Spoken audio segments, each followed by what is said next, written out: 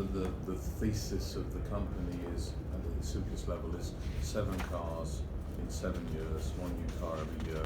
Each car has a 7-year life. Copy, repeat, copy, repeat, copy, repeat. Okay. So the time frame of the turnaround and growth of the company is based upon first phase, which was stabilization, finished. Second phase, which was core rebuild, was finished. That's the first 3 cars.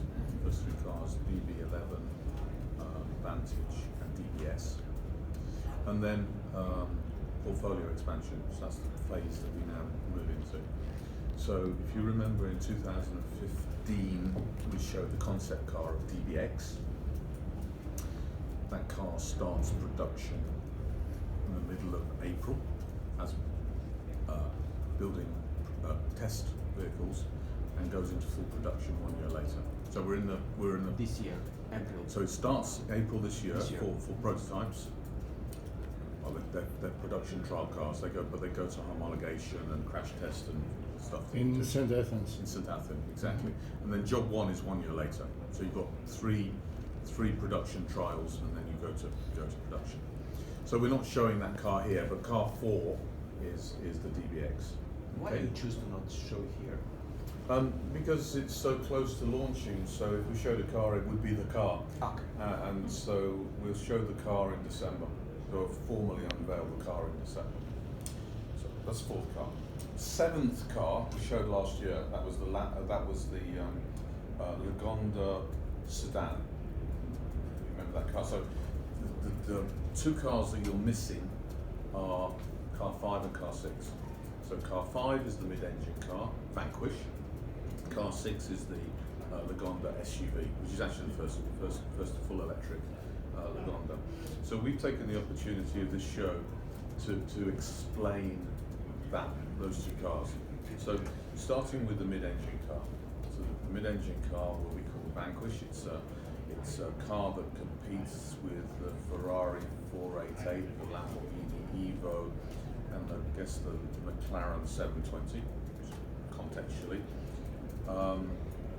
But obviously Aston has never done a mid-engine car before.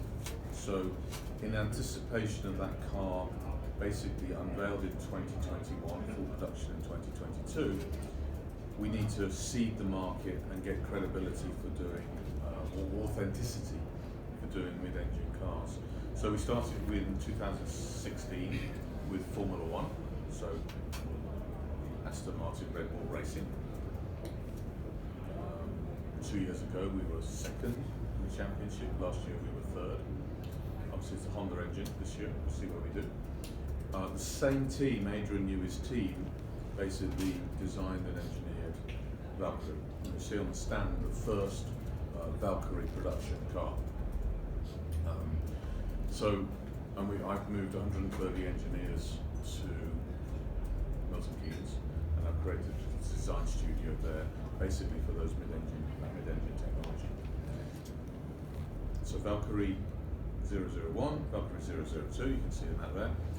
We need then a bridge, which is 003. The bridge car is more or less a competitor to LaFerrari, P1, 918. It uses the body structure of a Valkyrie, but it introduces a new engine. The new engine is the V6. Obviously, we go for a V6 because it's a tighter package. It's a hybrid. And that engine is then the bridge to the Vanquish. So you see what you've done is since 2016 until 2022, you've built the authenticity through Formula 1 racing and these hypercars. So eventually when 2022 you launch the Vanquish, you have that credibility. So that's the story behind the Vanquish, and we can go and have a look at the car if you want. And then car number 6 is the Lagonda. So the Lagonda is moved one year on.